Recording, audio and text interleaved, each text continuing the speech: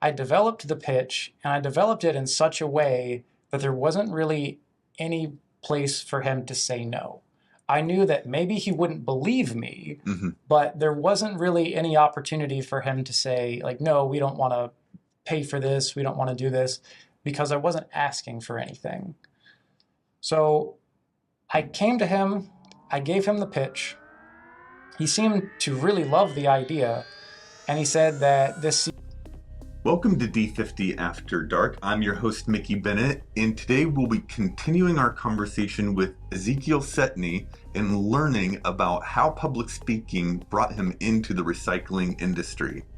It's going to be a very interesting story. Welcome to D50 After Dark, and welcome back to the show, Ezekiel. I had such a great time hearing about your childhood and public speaking. As I mentioned, I was a little surprised when my producer said we're going to be interviewing a eco-entrepreneur, and apparently this is relevant to public speaking. But first, just so our audience knows, what the heck is a eco-entrepreneur? What does that mean? That's a really good question. So I actually didn't know what eco-entrepreneur was when I started my company. That is something that I kind of got labeled as later on in life. Mm-hmm. I didn't really know that was something one could be, and that's somewhat of a fairly recent phenomenon with more people trying to make more eco businesses. But essentially, you could define an eco-entrepreneur as someone who creates value by helping the environment or protecting the environment in some way. So people that start recycling companies, people that start green energy companies, people that start companies that supply carbon credits, people that start companies that do like carbon offsets, even anything that's in the space of, we'll say, environmental protection, anything that prevents global warming, anything that's really just designed to help the environment along those lines. So like Elon Musk. Yes. So you're the next Elon Musk. No. I mean, sure, yeah, right? Be positive. Of course I am, right? Think big, Ezekiel. There we go. All right. Okay, so going back to how you got into all this, Mm-hmm. I think it starts in your college days. You were going to Ivy Tech. You were showing young people all about the new biotech program and doing public speaking. Mm-hmm. Where do we go from there? What happened? So I mentioned early on that I was struggling to pay for school, and debt is never something that I really liked. Like I mentioned in the last episode, I watched my parents lose our house in the 2008-2009 financial collapse. That really put a bad taste in my mouth for any type of debt altogether. So I knew that I didn't want debt, including student loan debt. So I didn't want to take on any student loans. Luckily, like we talked about in the last episode, I was able to get scholarships and grants to get me through the biotechnology program in my early college career. That got me through most of an associate's degree. I was able to pay the little bit that didn't cover out of pocket. So I got done with that free and clear. But in the middle of my associate's degree, in the middle of that whole journey, I was presented with another problem of, well, how the heck do I pay for my bachelor's degree now? Because that scholarship only applied for an associate's degree. That was, from Ivy Tech, Mm-hmm. paid out to Ivy Tech student.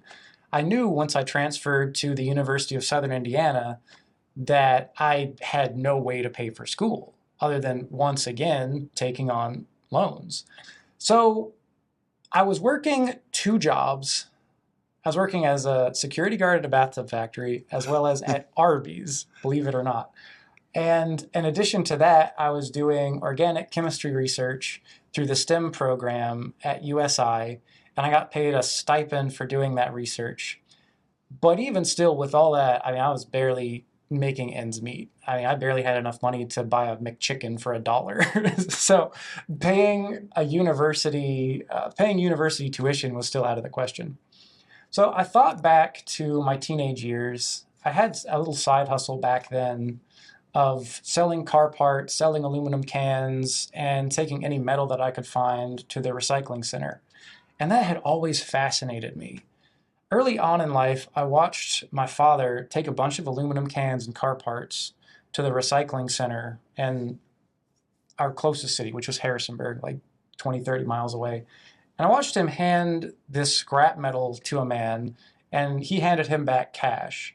And that always just struck me as like an aha kind of moment, like a light bulb kind of moment, because I didn't understand why he was getting paid for that trash. So eventually, I kind of put all this together that there's some value in that waste, specifically scrap metal. So I started out recycling scrap metal, and what came to mind was if I can find a lot of scrap metal and recycle that responsibly, that's a huge value proposition. So I started looking into companies that got rid of a lot of scrap metal or that had a problem with the accumulation of scrap metal. That led me to the mining industry and the heavy construction industry. I had some friends that worked in the mining industry, and I asked them, what happens with all of this metal waste once they're done with it? Like, what happens with all of their equipment once it breaks down and they can't use it anymore? It accumulated in what they would call a boneyard. It's essentially like a junkyard, but just for one specific mine site or one specific, industrial site. And there wasn't really a solution for those. Basically, they would just let them accumulate and accumulate and accumulate until they eventually sold that facility to someone else, and then it became their problem. And that's generally when they had someone come in and do a massive clean out. So my idea was, why don't I just come in and clean up this scrap metal, sell it, and then give them a portion of the proceeds? So that basically created a very powerful value proposition where I could essentially work for companies for free and pay them for the work that I had done. So it kind of created this situation or this proposition, I guess this pitch, where I could give companies this pitch and tell them, I'll come and work for you and you don't have to pay me anything. And in fact, I'll pay you and I'll take care of this problem for you. So that was a winner. And that is actually how I generated enough money to get through my bachelor's degree. And within a few months of doing that, I tried it out at a small mine, and I blew that up pretty quickly. I started working with a few larger mines that I don't think I can name. But I started working with a few S&P 500 mining companies. Wow. In my early 20s, kind of late 19, early 20, around that area. And that became my company, EZA Recycling Solutions. So when you had this aha moment that you could go to these companies and make money for both you and them, did you intentionally create a pitch, a sales pitch, or did you just dive in and start talking to them? That is where the public speaking experience really paid off. I remember when I was in my early 20s, I went to the corporate office of a really large publicly traded mining company. I had been making cold calls to this company for the past few months. I got rejected so many times, but eventually I got the contact information for one of their kind of low-level VPs, one of their low-level procurement managers that worked in their corporate office. I had to make a trip to San Antonio from where I still lived in Indiana, and I developed the pitch the day before I met him, because I met him about 2 days after I finally got that contact. I developed the pitch, and I developed it in such a way that there wasn't really any place for him to say no. I knew that maybe he wouldn't believe me, but there wasn't really any opportunity for him to say, like, no, we don't want to pay for this, we don't want to do this, because I wasn't asking for anything. So I came to him, I gave him the pitch. He seemed to really love the idea, and he said that this seems too good to be true, but there's no risk here for us. So we're definitely going to go through with this. And he pulled 20 truck titles out of his desk and laid them on the desk and said, these are all scrap trucks. And then he pulled out a map and said, these are the areas where these trucks are located. He said, get rid of these trucks for us, pay us, whatever you think these trucks are worth, take care of this, and then give me a call and we'll set you up with some more material. And it just kind of really snowballed from there. So you designed your pitch so that there was really no way to say no. And you were able to do this because you knew your audience. You knew what he needed, what his interests were, and so you were able to design it so there was no place to say no in the persuasive pitch. Right. Did you ask for the sale at the end? Was that also an intentional part of your presentation? I didn't even think about that at all. Yeah. That didn't even cross my mind. Yeah. The persuasive part of it was very, I guess, second nature to me. I knew I needed to do that part. As far as asking for the sale, luckily, I never had to do that. He just thought about it for a minute. And like I said, he just laid a bunch of truck titles on the table and said, these are yours as long as you can get them out and pay us for them. Yeah. And this is, and so you started this and it was able to put you through college. Mm-hmm. Luckily, without any debt. Yeah. Yeah. And at some point you graduated and went to med school and became a doctor? No. That's such an interesting kind of transition. So I've always really liked the idea of medicine. I've always really liked learning about the human body. But somewhere, I guess around the age of 21 or so, I started to realize that this was more than just a way to pay for school.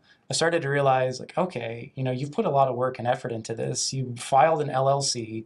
I had contract employees at that time, and I was about to bring them on as in-house W-2 employees. And the entire time I was doing this, originally I was in the mindset that a few years from now, you'll stop all this. You'll, go to med school, or you'll get a job somewhere for a while and later go to med school. And it occurred to me that I was making more money doing what I was doing than I ever would as a first-year graduate with a bachelor's degree. So that was a bit more of an aha moment. I guess that was another aha moment for me, where I started to realize maybe this is what I need to do. Maybe I should pursue this, take this seriously, and maybe my career found me rather than me kind of finding my career. So that was really where the focus switched. It switched away from using this to pay for school to I need to hurry up and get through school so I can focus on this. So I switched from the pre-med route to a straight math degree because I could finish math with basically the credits that I already had without taking a lot of extra labs. So I could take most of my math credits remotely and focus more on my business. So I eventually ended up graduating with a math degree, a second major in chemistry, I guess another degree in chemistry, and then the bachelor's in biotech. So associates in biotech. The associates, which you'd earned from Ivy Tech. Yep. Okay, so after you made this conscious decision to alter your career trajectory, interesting that you picked math instead of going for business. Right. Yeah, I never took a single business class. Yeah. Ever. Okay. I didn't take any business at all until I was like 29 or 30. I went back for an MBA and learned so many things that I wish I had learned earlier on. But yeah, never took a single business class. And so clearly, as your story indicates, your public speaking skills was a crucial moment for getting the business launched into viability. Yes. Is it still a major part of your business, or now it's all about hauling dead trucks around? I would say it's probably the most crucial part of my business because I'm more of an executive, I guess you could say now. I don't really like to use that term because it's hoity-toity, whatever, but I guess you could say I'm doing more of the executive functions where I don't really do a lot of the work myself. Mm-hmm. We have contractors to do a lot of that. We have an in-house manager who does great work. So most of my job now is communication. In fact, I would say it's 100% communication. And what we teach in Toastmasters is communication and leadership. Yep. So absolutely, the public speaking background has been instrumental and foundational from day one. Yeah. And you mentioned something which was going to be my next question. As you and our listeners know, Toastmasters is not just about public speaking. It's about leadership. And your public speaking skills that you learned in 4-H and in college served you well in starting your career. Where did you start learning how to be a leader? I would say absolutely in 4-H. 4-H and the Boy Scouts both taught me leadership. I was the president of my 4-H club, and then I was assistant troop leader for my first Boy Scout troop, and then troop leader of my second Boy Scout troop once the first one disbanded. Then I also got elected as, how do I explain this? So in 4-H, there was a program called the National Institute for Cooperative Education, which essentially taught us about cooperatives, like a co-op, like a farmer's co-op. Mm-hmm. And it was basically, they did a yearly competition where they made cooperative simulations. So essentially they would get a bunch of us together from all the 4-H clubs. They handpicked people from each 4-H club. I was one of the ones that they selected, and they put us together to run these cooperative simulations. And my team ended up electing me as the manager of our cooperative, and we ended up winning our first competition. In the second competition, the state version of that, we got like second or third place. But that was another really important example of leadership. And I mention that to say that if you take advantage of those leadership opportunities, it's not unusual for people to give you more leadership opportunities. A perfect example of that was I stepped up and became the president of my Toastmasters club. And within a year, I was offered the area director position. So, I think it's really important to point that out, because if you're open to those types of leadership positions, it's kind of crazy sometimes how quickly that can snowball into more and more opportunities for leadership. Yeah. And to kind of wrap up your public speaking journey, not that it's ever wrapped up, it's ongoing, but you're now in Toastmasters. And what's interesting is you've had such a rich history of experience with communication and leadership to the point where you make a living off of your skills as a leader and communicator. Since you're so accomplished already, why Toastmasters? Why are you now in Toastmasters? What do you hope to accomplish as a Toastmaster? Two things. I don't want to get rusty. I want to continue practicing in public speaking and doing public speaking contests. But more importantly, I wanted an opportunity to give other people the same opportunities that I had. I view public speaking as the thing that really helped me throughout my life. It got me through school, very literally. It got me through school. It saved me from essentially the 2008 financial crisis. While my friends were having trouble finding a job that would even pay $10 an hour, I was able to create a business that thrived in that environment. I was able to find a career for myself because of public speaking. And I was able to make connections that I never would have been able to access without that public speaking background. So to me, public speaking really took my life in a positive direction. And I don't even like to think about where I would have ended up without it. I don't think I would have gotten nearly as far. So if I can have that opportunity to mentor other people or to give them an environment where they can practice their public speaking and gain that kind of confidence, I would love to do that. Very cool. Very cool. So paying it forward. Absolutely. Well, tell me, what advice do you have for young people who are interested in building these skills?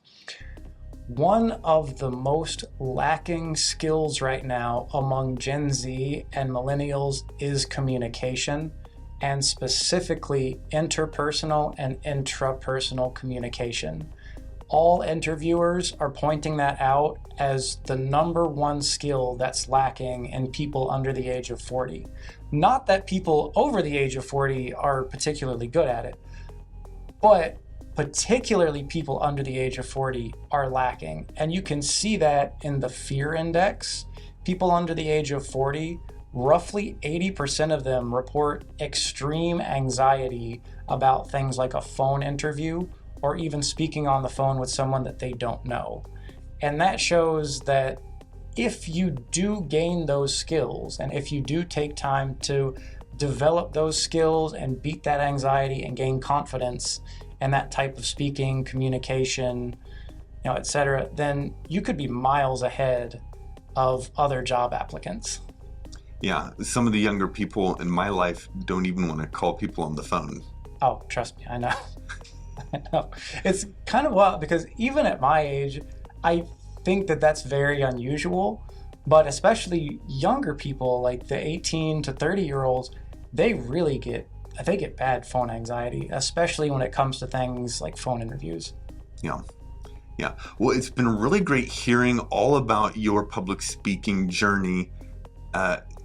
In our next conversation, we're just really going to go off topic and go talk all about recycling. And so that should be an interesting conversation. To our listeners, stay tuned. Check out our next episode. Ezekiel will be telling us, where does your recycling actually go? Should be an enlightening conversation. Check us out next time.